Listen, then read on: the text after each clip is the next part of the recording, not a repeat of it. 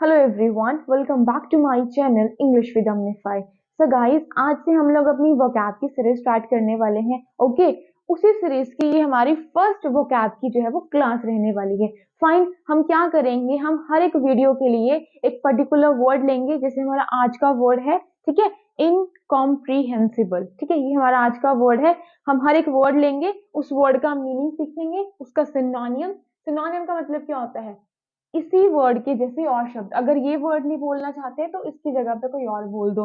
अगर इस वर्ड का उल्टा बोलना हो, मान लो अगर ये करेक्ट है, करेक्ट मतलब क्या होता है? सही। सही का उल्ट मतलब सही का उल्टा क्या होता है? गलत। ठीक है, तो वो क्या होता है? एंटोनियम। तो इसका उल्टा क्या होगा? उसको हम बोलते हैं एंटोनियम। फिर सीखेंगे हम एग्जाम्पल। आपको मैं वर्ड तो सिखा दूं, इसका मतलब सिखा दूं, लेकिन अगर मैं आपको इसका यूज करना ना सिखाऊं तो कोई फायदा नहीं है। तो हम इसके एग्जाम्पल्स भी करेंगे। फाइन। एंड लास्ट में हम लोग करने वाले हैं इससे रिलेटेड इडियम्स या कोई फ्रेजेस जो बनती हैं। मतलब अगर आप ये वर्ड आज सीख रहे हो तो इससे रिलेटेड जो भी चीजें हैं वो आप इस वीडियो में आराम से सीख सकते हो। फाइन। तो स्टार्ट करने से पहले मैं आपको बता दूं कि ये सीरीज मैंने क्यों स्टार्ट करी। देखो क्या होता है, बहुत सारे बच्चे है ना आइल्स की प्रिपरेशन कर रहे हैं, बहुत सारे बच्चे पीटी एग्जाम की प्रिपरेशन कर रहे हैं ना, जिनको फॉरेन कंट्रीज में जाना है, वहां जाके स्टडी करनी है।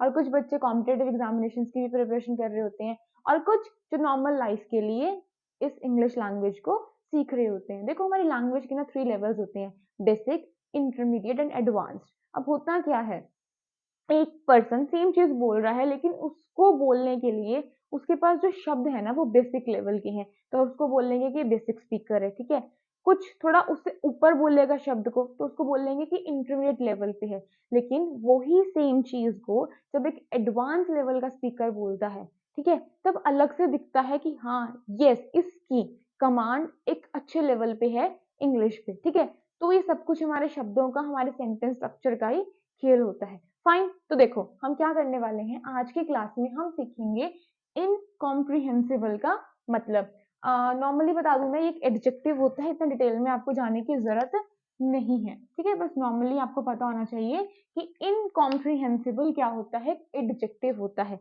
अब इसका मतलब क्या है, देखो, something too hard to understand. इसको टू करो, टू हार्ड मतलब बहुत ज्यादा डिफिकल्ट हो। Something too hard to understand और फिगर आउट, जिसको समझना बहुत ज्यादा डिफिकल्ट हो। जैसे मेरे लिए, मैं अपना एग्जांपल दे देती हूँ, सबके लिए होता है, मैक्सिमम जो बच्चे मैथ्स बैकग्राउंड से नहीं होते, वैसे मैं मैथ्स बैकग्राउंड से नहीं हूँ, ओके फाइन। तो मेरे लिए जो मैथ्स है ना वो बहुत ज्यादा डिफिकल्ट है टू अंडरस्टैंड, स्पेशली वो आपकी mensuration, algebra and all that, है ना। आप सबके लिए भी होगा। किसी किसी के लिए क्या होता है, फॉर एग्जाम्पल मेरे लिए जो मैथ है एक तरह से एक मिस्ट्री है। जो बच्चे मैथ से रिलेटेड नहीं होते हैं उनके लिए मैथ एक मिस्ट्री होता है। मतलब उनके लिए जो मैथ्स होता है वो बहुत ज्यादा डिफिकल्ट होता है समझने के लिए। ठीक है, बहुत मुश्किल है उसको समझना। ठीक है, तो जब कोई चीज बहुत मुश्किल होती है समझनी, उसी को हम बोलेंगे इनकॉम्प्रिहेंसिबल। क्या बोलेंगे? इनकॉम्प्रिहेंसिबल। समझ में आया? ये इसकी प्रोनाउंसिएशन है। अब देखो, जैसे मैंने बोला, मीनिंग सीख लिया हमने। इनकॉम्प्रिहेंसिबल का मतलब क्या होता है? समथिंग जो कि बहुत क्या है, मुश्किल है समझना और फिगर आउट करना, उसका पता लगाना, उसको समझना बहुत डिफिकल्ट हो, जो उसको हम लोग इनकॉम्प्रिहेंसिबल बोलते हैं। फाइन। अब इसको यूज कैसे करते हैं, देखो, the strong accent made the speaker's word incomprehensible for some. देखो, जो कोई स्पीकर था, मान लो एक स्पीकर है, ये बोल रहा है, ठीक है, कुछ स्पीच वगैरह कुछ दे रहा है या कुछ भी बोल रहा है, तो जो इसका एक्सेंट है वो इतना ज्यादा स्ट्रॉन्ग है कि कईयों के लिए उसको समझना, कुछ लोगों के लिए उसको समझना बहुत ज्यादा मुश्किल है। बहुत ज्यादा क्या है? मुश्किल है। तो हम क्या बोलेंगे, इतनी बड़ी चीज को हम एक वर्ड में बोलेंगे इनकॉम्प्रिहेंसिबल। क्या बोलेंगे? इनकॉम्प्रिहेंसिबल।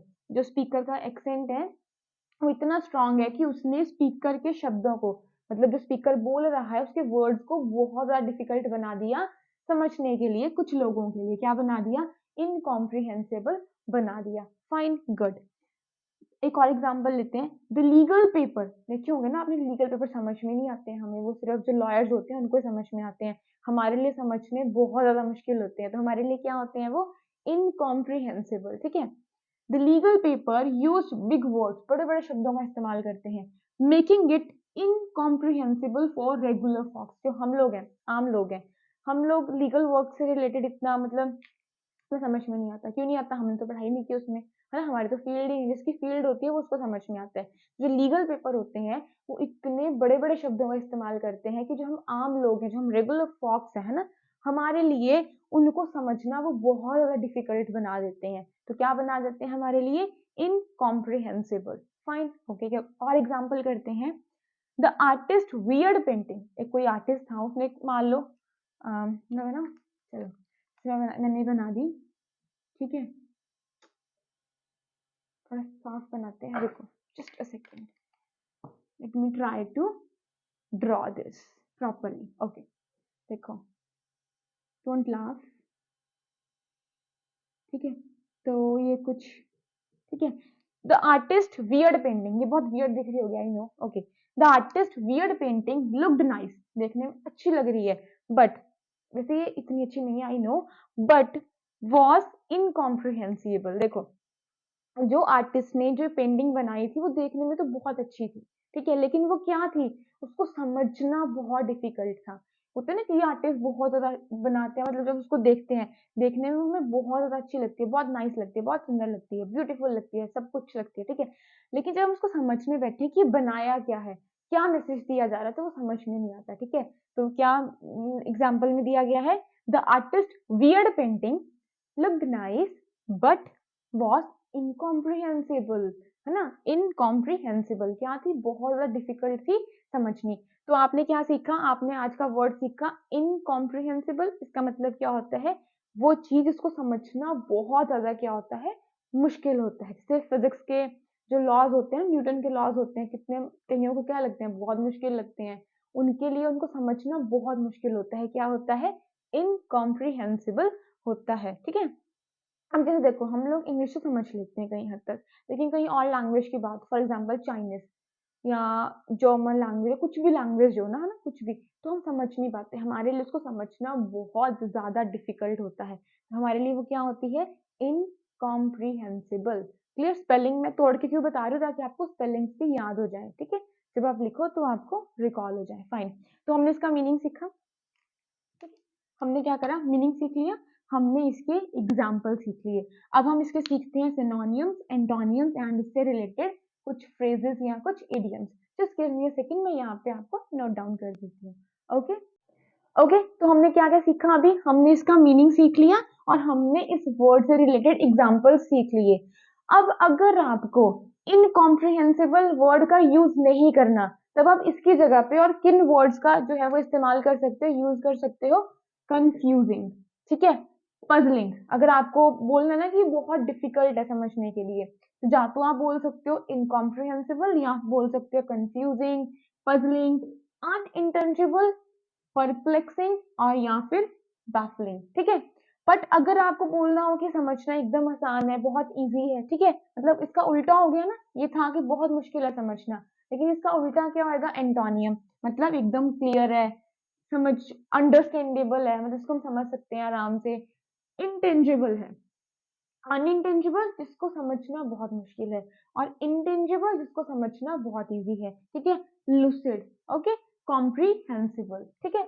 अब हम सीखेंगे इससे रिलेटेड कुछ आपके इडियम्स। देखो, हमने अपना मीनिंग सीख लिया, एग्जाम्पल सीख लिया, सिनोनियम सीख लिया, एंटोनियम सीख लिया।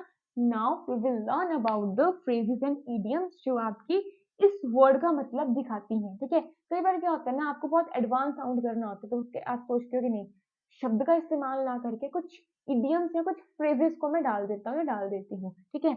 अगर आपको बोलना हो कि बहुत मुश्किल है समझना, ठीक है, आपके लिए बहुत मुश्किल है वो चीज, तो आप या तो बोल सकते हो बियॉन्ड माई कैन, या फिर आप बोल सकते हो ग्रीक टू मी, या आप बोल सकते हो like talking in a secret code. क्या क्या बोल सकते हो, beyond my ken, Greek to me, like talking in a secret code. Example देखो, द न्यू वोकैबुलरी, जो, ठीक है, जैसे मैंने आपको न्यू वोकैबुलरी दी आज, the new vocabulary she introduce in the class, जो उसने क्लास में नई वोकैबुलरी इंट्रोड्यूस करी, वॉज बियॉन्ड माई कैन, वो क्या थी, मेरी समझ के परे थी, ठीक है, मेरे लिए बहुत मुश्किल थी समझनी, तो आप क्या बोलोगे, बियॉन्ड माई कैन। या फिर आप इसकी जगह पे इस्तेमाल कर सकते हो Greek to me, for example that advance English is Greek to me, ठीक है, मेरे लिए बहुत मुश्किल है समझना, ठीक है। कोई चीज जब आपको समझ नहीं आती, आपके लिए बहुत मुश्किल, तो बोलो it's Greek to me, it's beyond my ken, ऐसे करके यू कैन रिप्लाई, या फिर आप ऐसे करके बोल सकते हो, ठीक है। Like talking in a secret code, देखो when they started talking about the computers, it was like talking in a secret code to me, ठीक है। अब क्या होता है कि जो कंप्यूटर फील्ड से नहीं होते हैं ना, जो मतलब बच्चा होता है जिसने पहली बार कंप्यूटर करना होता है, या फिर जैसे हम नॉर्मल लोग भी हैं, ओके, तो हम लोग ठीक है एक हद तक कंप्यूटर जानते हैं, बट एक लेवल होता है ना जहाँ पे जो आपके एक एक स्पेशलाइज्ड फील्ड होती है इसकी, जब वो उस लेवल पे कंप्यूटर की बात करते हैं ना, उसकी टेक्निकल लैंग्वेज की बात करते हैं। मान लो कि 4 लोग थे और 4 में से 1 हम खुद थे और 3 और थे। तो वो तीनों ने क्या करना स्टार्ट कर दिया, आपस में कंप्यूटर्स की बहुत बात करनी शुरू कर दी। वो हमारी समझ के परे थी, ठीक है? तो जब आप वहाँ बैठे थे, आपको ऐसा लगा कि वो एक सीक्रेट कोड में ही बात कर रहे हैं। क्यों? क्योंकि वो तो समझ में नहीं आ रहा आपको। और वो 3 मान लो कोई और लैंग्वेज बोल रहे हैं, आप किसी और लैंग्वेज के स्पीकर हो, तब आपको ऐसे लगेगा ना कि वो सीक्रेट लैंग्वेज में बात कर रहे हैं, ठीक है? तो मतलब आपके लिए बहुत मुश्किल है उसको समझना, बहुत डिफिकल्ट है टू अंडरस्टैंड, ठीक है? That is incomprehensible to you, ठीक है? बहुत मुश्किल है आपके लिए इसको समझना। When they started talking about the computers, it was like talking in a secret code to me. I hope आपको ये क्लास अच्छी लगी होगी।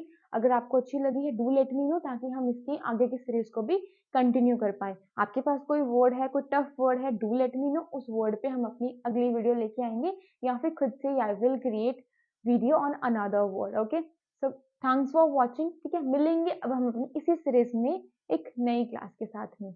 Bye and thank you.